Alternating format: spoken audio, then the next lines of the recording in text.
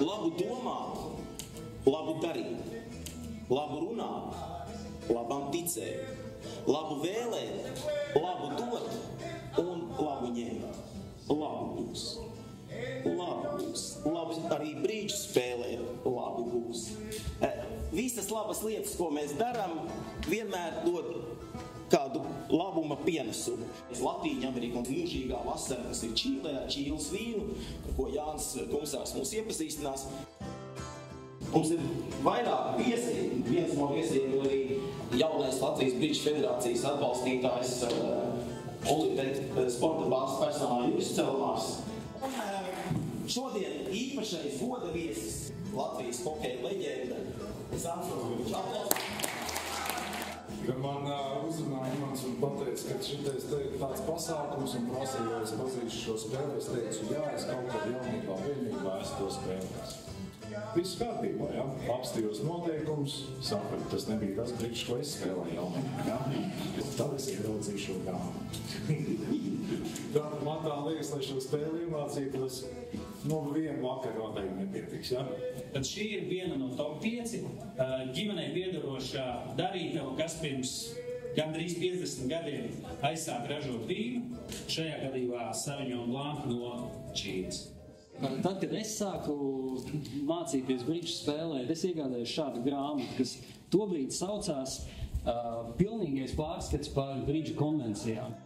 Laiks baudīt bridžu!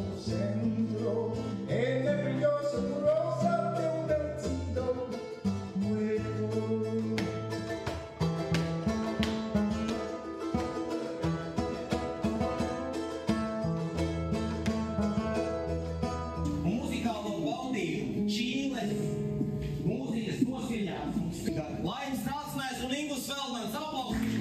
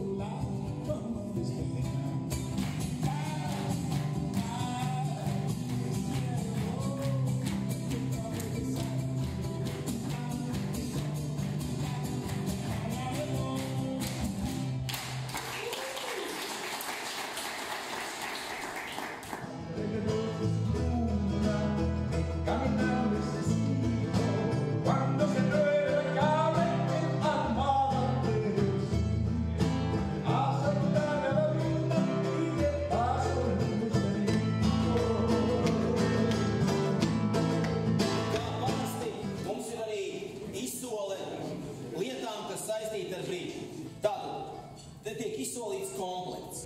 Brīdžu kārtas ar Eiropas čempionāta logo no Dānijas.